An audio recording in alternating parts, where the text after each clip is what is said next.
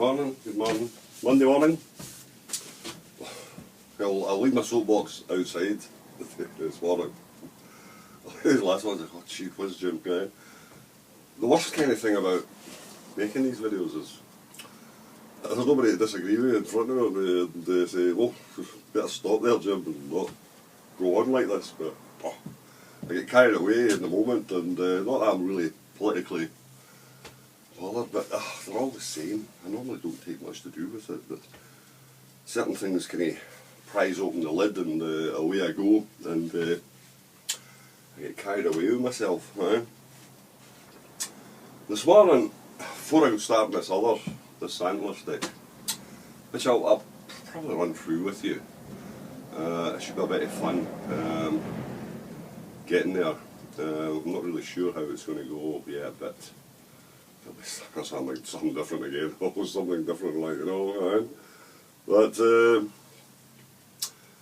we'll cover the Kebbies, the rough, it's the old name given to cutouts, basically, just sticks cut out of the bushes, trees, or whatever it is. And as you can see before you, there's a selection of, I gather them up, and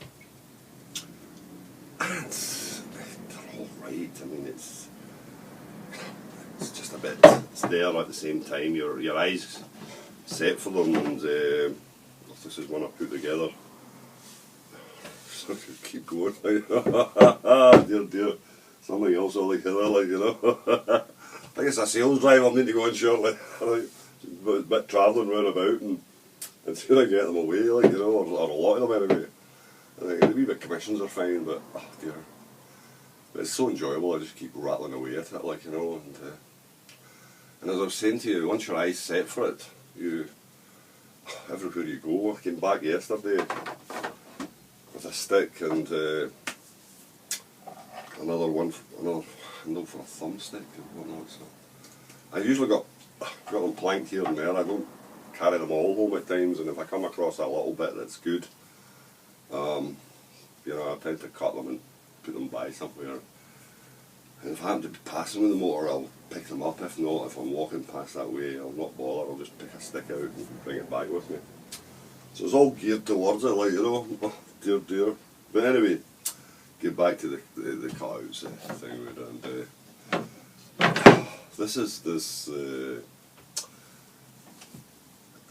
I'll just show you this one actually. It's taking a shake along its part of it anyway, and that's the ivy. It's lovely actually, and I think I'm going to get a good little stick out of that. I love that undulation as it works back and forward there on it. It's very, very nice. I'm also going to build a steamer just shortly. I've not really tried the steaming, but I know how to build one, so I'm going to build one and try it on certain sticks, because some of them do go too far. And the heat gun's good for some of it, but others it's not. But an awful lot of people will say, oh, well, you should only pick the straightest of sticks and that kind of thing, and it's true enough. But it depends on your location, where you are. You maybe not have a great selection of straight sticks, so you've really got to pick ones that have got bends in them, that type of thing. As I say, for the hazel, bend or not, kind of be cut out and that's it. Right? But that's the ivy, and it's nice actually. As I say, it's you expect it to take a shake anyway, like, you know, but it's all right. There's loads of different things. To the kind of shillelagh type thing, the Irish stick, fighting stick, and thing. In fact, if you're a fan of, well, I don't know if you're a fan of them, but anyway, when I drank a lot of whiskey, I was a bigger fan of them than I am now. The Clancy brothers and Tommy Macomb. No politics involved, by the way. It was just purely it's good music to drink whiskey by and have a good time. So, Finnegan's Wake mentions the old shillelagh, the song Finnegan's Wake, and it's good. It's good. I had it on there this morning, listening to it a little while, but as I say, we'll run through this just bits and pieces, and you can see what's possible. That's one of the twisties that I got. It's not a terribly good one, but there's other ones buried out there, I think, and built this thing at the side there for sticks and all. Well, I got this place, well, I've got that bit side and all, like, oh dear, dear. But it's cut out. It's just basically, you see them growing, go in, cut them out, and that's it. And as I say, there was a lovely one yesterday, similar to this ash one that I cut out a year or so ago. And I had to stop myself cutting it because it just wasn't as good as this, and there was no point. And I had the saw out and ready to go. Dear, don't do that, Jim, don't do that. Right? But that one's very nice, and you, as I say, you get some really nice ones. There's another one here. That's a bit of holly that's actually, looking at it, it's dead. It has taken a shake to itself. But being holly, not a problem at all. Really, really strong stick. The handle's already on for you in a shape or form. All you've got to do is go into it. What I really need to do is actually spend more time working than talking. One of my bosses once said that to me, like, you know, spend a bit more time working than talking. But what can you say? That's how you learn things, talking to people. He wasn't very keen on you stopping working, talking to people, but people want to talk. And if you're doing anything interesting, they want to discuss it with you. So you've just got a good time off. But as I say, you can see them lying there, and just pick out what you want. I'm trying to think what that. I'm trying to figure out actually what they are. Once I've got the bark off them and they've been lying a while, it's difficult to say. But there's loads of other things here that I haven't really got round to yet, and some of them will actually make it as you work on things. Some of them will actually go the full distance. You'll actually work right through with them because it's just they're there. They'll work for you. And there are other ones they won't work, but you'll set them there though, and you'll have a look at them back and forward, and things change, and you know, it's nice just to go back and forward, throwing them out, like, you know. I've got a pile lying at the door there, and I should really take them, put them through the saw, and that way they're not going to come back in. The handles I've burnt most of them actually, just to make sure. Right? But that's another one there, and it's more like the shillelagh type thing altogether, like, you know, very, very.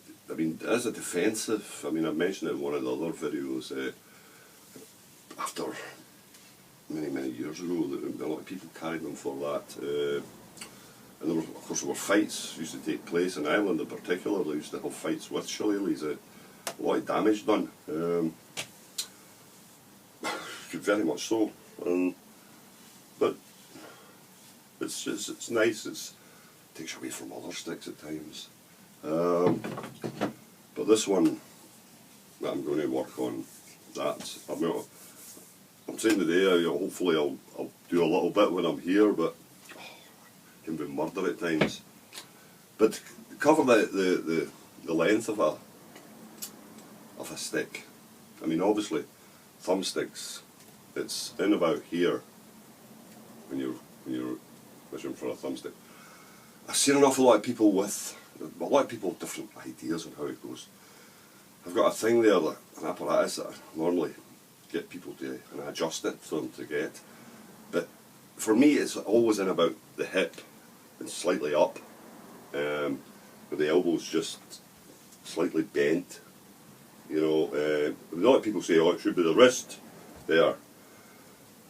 Well, if you put your wrist down there and then slightly bend it, it works in about hip. For me, it's always that way. And you're preferable, if you're carrying a stick for medical or using a stick, you're supposed to use the stick on the opposite hand from where the leg that you're having the problem with, or hip or whatever. But very many people do that. They tend to use it on that side. And everybody's different. What suits one won't suit the other. But what you're better doing with a stick is being too long with it. It's too short. A longer stick will work if it's slightly longer, where a shorter stick won't work at all. There was a big chap in the village who, Captain Jack, and he's in his 90s now. He's moved away down to England beside his family, and I was forever at Jack to come and get a stick off me, because he had this thing. He must have been about 6'3" or something like that, and he'd been an ex-BP ship's captain, and Hurricane Jack they called him, and the stormier the weather, the more Jack liked it, like, you know. And he was an interesting man, but he had a terrible short stick. And I said to him, my stick can't be comfortable, Jack. But whether it was or not, he wouldn't admit to it. And he certainly wouldn't, he didn't come. He only came to get me when he had started to do some DIY that went terribly wrong. Which used to be quite thing at one time, like, you know. I thought I'd try it myself and see how I went. But you know, Jack, from the last experience, that you've always got to come and get me to sort it out. Would you not be better coming and get me in the first place? And that way I can do the job for the start instead of having to try and sort out what you've done wrong and then put the job together. But he was that kind of man, like, very nice chap. But forever doing this, forever starting things away, and then just do something else altogether. Man, you took about 2 years to sell the house, like, you know, but eventually, there's the time, eventually he got it sold and he's away down. Him and the wife, obviously they're in well, he's in his 90s and she's well on too. So they're moving closer to family. But you do get these rubber ferrules for the bottom of the sticks. You get lots of different things. And there is these, for some people who don't like the shock off. I mean, when you put the studs and the ferrules in the bottom of a stick, you get that resonance, a slight resonance through if you're walking on hard. On soft ground it's not a problem, but on hard tarmac, that kind of thing, there can be a resonance come back up through the stick, and it can affect your wrists. People do complain a little bit about that, but if you're a walker, you've really just got to put something, wear a glove or put something on the palm of the glove or on the top of the stick to basically cushion it a little bit, so as that you're not getting that vibration up through. Or you can fit these types of things. I mean, these are the hospital, this type of thing is a hospital case. It's the one you come out with a hospital cane, like, you know, and it does the job. I mean, there's no doubt about it. It's good, firm, solid base. But it's short mobility, it's just from getting, these are a bit more better, these are better, these ones. I mean, but you'll not get any wear out of them. And that's the problem you've got with these things, is if you can't use them for any real walking. Anyway, we shall leave it at that, because the bell has tolled, and I don't think I got on my soapbox, so that's good. Like, I watched the videos and went, oh dear, dear, dear, dear, dear. But I do get carried away, so, but if you're out and about, we're getting close to a time now where, unless it's something really special you're looking at, probably leave the cutting. You know, it's you can't cut all year. Certainly if you see something that's you're not going to see again, by all means cut it, because you'll not remember where it is when you work with it. So that's it. Anyway, we'll catch you in the next one. We'll be starting that antler stick. I'm going to have to do quite a bit, figure it out, bits and pieces on it first, and that kind of, but quite interesting anyway. Anyway, we'll catch you again. Cheers.